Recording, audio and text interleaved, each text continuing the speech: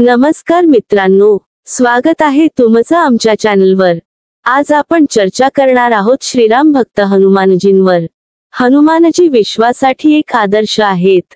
त्यांची पूजा आणि भक्ती कशी करावी हे शिकण्याची गरज आजच्या काळात सगळ्यांनाच आहे। आपण श्रीराम भक्त हनुमानजी विषयी अनेक कथा ऐकल्या असतील। ते दयाळू आणि कृपाळू आहेत आणि भक्तांवर नेहमीच कृपा करतात। परंतु तुम्हाला हे माहित आहे का की शनिदेवही हनुमानजीच्या पूजेने प्रसन्न होतात? शनिदेव न्यायाचे देवता आहेत आणि त्यांची कृपा लाभल्यास जीवनात यश मिळते।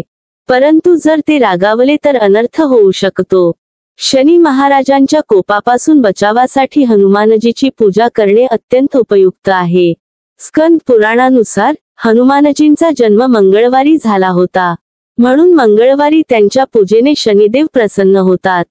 हनुमानजीचे भक्त शनिदेवाच्या अशुभ फळांपासून मुक्त राहतात। मित्रांनो, आज आम्ही तुम्हाला सांगणार आहोत की हनुमानजींच्या भक्तांवर शनिदेव का प्रसन्न असतात आणि का ते हनुमानजींच्या भक्तांना कधीही त्रास देत नाहीत।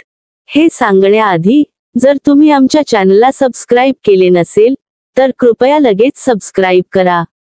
आपण सर्वजण हे जाणतो की शनिदेव न्यायाचे देवता आहेत आणि सूर्यपुत्र आहेत। शनिदेवांना प्रसन्न करण्यासाठी लोक अनेक उपाय करतात। असे मानले जाते की शनिदेवांची वक्रदृष्टी पडताच माणसावर विपत्त्यांचा डोंगर कोसळू लागतो। परंतु हनुमानजींच्या भक्तांवर शनिदेव कधीही आपली वक्रदृष्टी टाकत नाहीत। रावणाच्या पुत्र मेघनादाच्या जन्मावेळी शनिदेवांची वक्रदृष्टी होती। रावणाने आपल्या योगविद्येने शनिदेवांना लंकेत बंदिस्त केले होते। रामाला 14 वर्षांचा वनवास झाल्यावर रावणाने साधूचे वेश धारण करून सीतेचे अपहरण केले।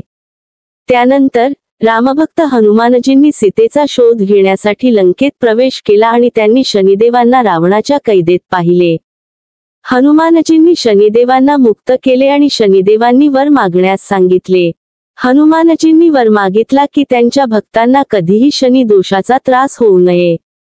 हनुमानजींच्या भक्तांवर शनिदेव नेहमी प्रसन्न राहतात आणि त्यांच्या जीवनात आर्थिक स्थैर्य राहते।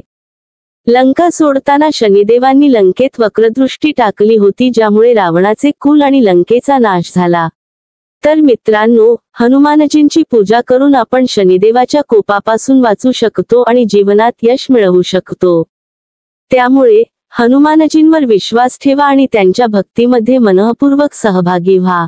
जर तुम्हाला हा व्हिडिओ आवडला असेल तर लाईक करा, शेअर करा आणि आमच्या चॅनलला सबस्क्राईब करायला विसरू नका। धन्यवाद।